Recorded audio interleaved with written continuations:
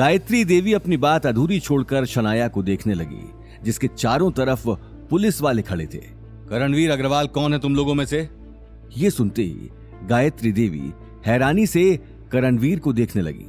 करणवीर, ये सब क्या है? ये पुलिस वाले तुम्हारे? छोड़िए, ये क्या बताएगा, मैं बताता हूँ। दरअसल जो कार इन साहब ने गिफ्ट में दी है वो चोरी की है।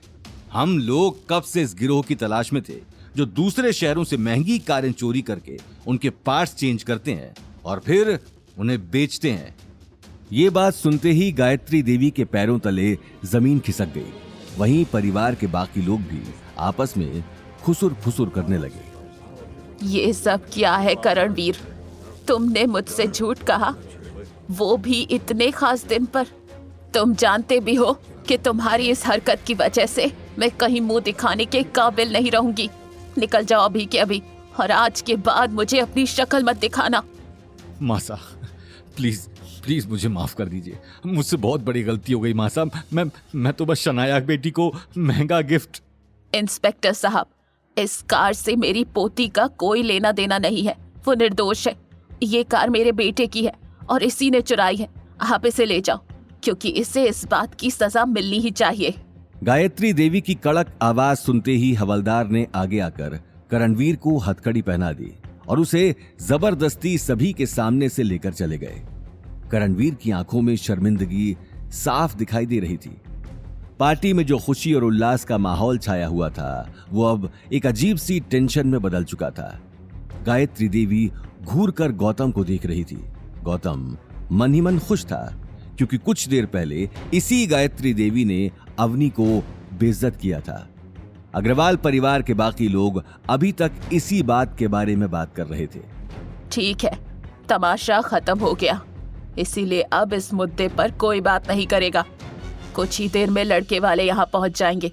उनके आने से पहले सब लोग मेरी बात को अच्छे से अपने अंदर डाल लो। यहाँ क्या हुआ है, कैसे हुआ, किसी को कुछ नहीं पता।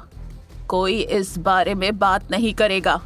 अपनी कड़क आवाज के साथ ही गायत्री देवी सभी को देखने लगी और अगले ही पल शनाया को लेकर अपने कमरे में चली गई। गायत्री देवी के जाते ही अवनी गौतम को शक भरी निगाहों से देखने लगी। तुम्हें कैसे पता कि वो कार चोरी की थी? एक्सपीरियंस। मुझे स्पोर्ट्स कार्स के बारे में काफी कुछ पता है। मैं उस कार को पहली नजर में ही देखकर समझ गया था, क्योंकि इसके बहुत सारे पार्ट्स नकली थे। मुझे नहीं पता था कि तुम स्पोर्ट्स कार्स के बारे में इतना कुछ जानते हो। अवनी की बात सुनते ही गौतम के दिल में खुशी की लहर दौड़ गई। देखते ही देखते सभी ने कार की बात को अपने दिमाग से निकाल दिया था। कुछ ही देर में वो पल आ गया जिसका सभी को इंतजार था। रघुवीर पंडित अपने बेटे और अपने परिवार को लेकर अग्रवाल हाउस पहुंच चुका था। अग्रवाल हाउस के बाहर एक के बाद एक बहुत सारी महंगी कारें देखकर सभी की आंखें फटी की फटी रह गई।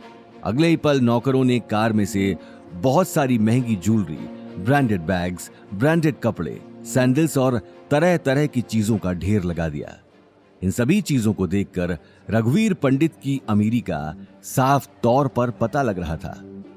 गायत्री देवी इन सारी चीजों को देखकर कार की बात को भूलकर समधियों की खातिरदारी में लग गई। वहीं शनाया अपने अमीर पति को देखकर अवनी को बेइज्जत करने का मौका ढूंढने लगी। शनाया अवनी को फिर छेड़ते हुए बोली, अवनी, सिद्धार्थ मेरे लिए बहुत महंगे महंगे पर्स लेकर आया है जो शायद तुमने कभी देखे भी नहीं होंगे।